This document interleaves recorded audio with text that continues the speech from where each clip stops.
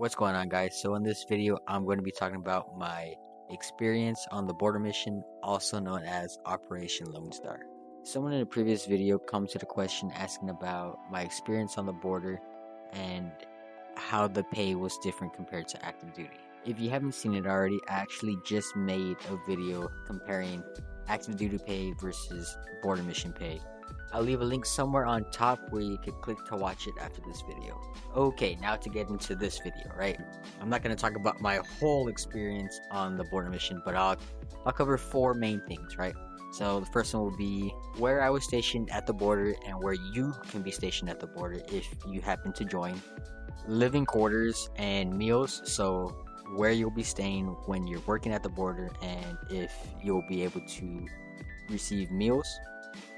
What I did and what you can do. And the last one will be your work schedule, your days on, days off. When you're on the border mission, you do get a 4-day pass every month and travel day pass. We'll talk about that too. So I actually put in my notes where you could be stationed. Brownsville, which is now just Air National Guard. McAllen, that's more higher ups and tech jobs. Weslaco, Rio Grande City, Zapata, Laredo, Del Rio, Eagle Pass, and El Paso. I'm sure there's a couple other places you could be stationed out on the border, but those are the main ones that you're looking at. I was on the border mission from February of 2023 till March of 2024. So a year and a month I was on the border mission, right? Within that time, I was stationed out in Zapata, Texas for a majority of the time. I went to help out for about a month out in Brownsville, went back to Zapata. From Zapata, I went to El Paso for about, I think it was 3 months. After El Paso, came back to Zapata for about 2 months. Then we got sent out to Eagle Pass, and I was there for the rest of the time until I hopped off the border mission. Yeah, so just because you're stationed at one place on the border for like 6 months, 7 months, doesn't mean you can't get moved somewhere else on the border. So you got to be kind of fluent. You got to be really fluent on the border mission. A lot can happen, a lot can change.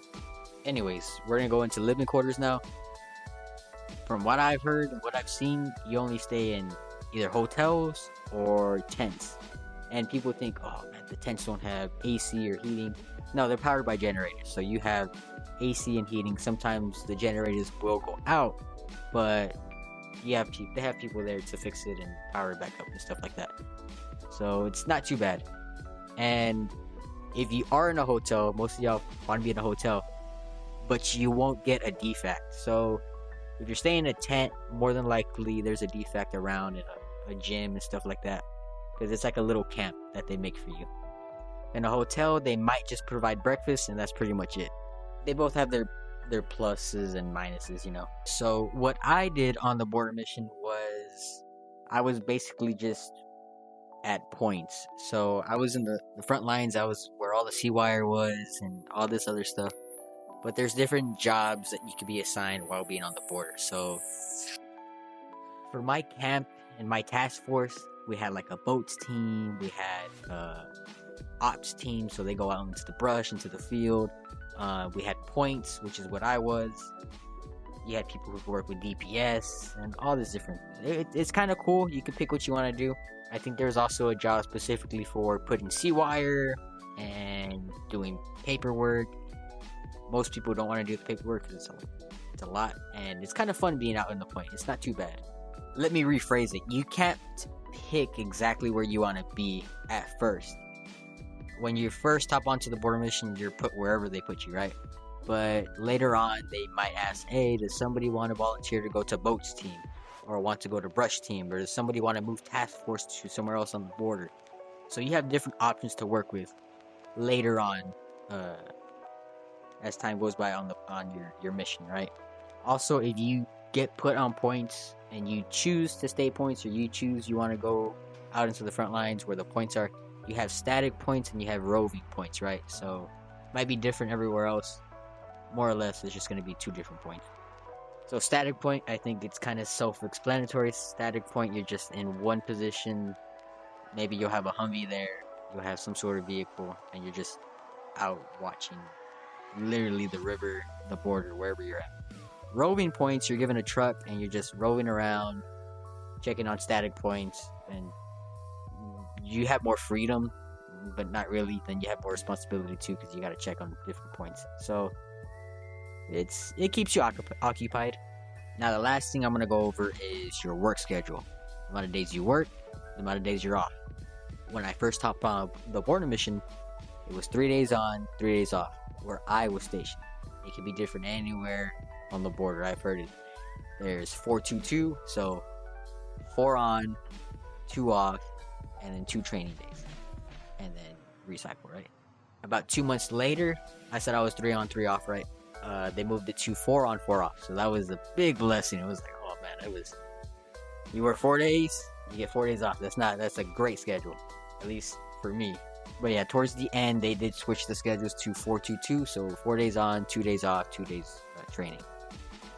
But so every month you get a 4-day pass, so you get to pick between 4 days in the month where you go home and they can't touch you, they can't call you back.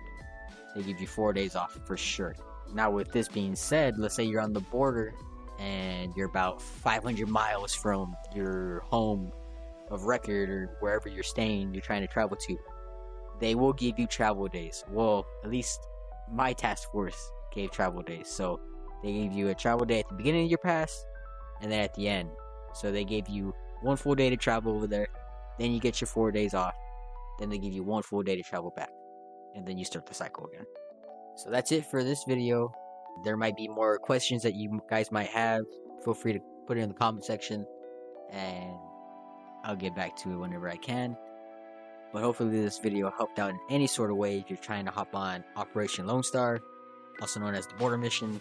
It's a great experience. You make great money, great friends.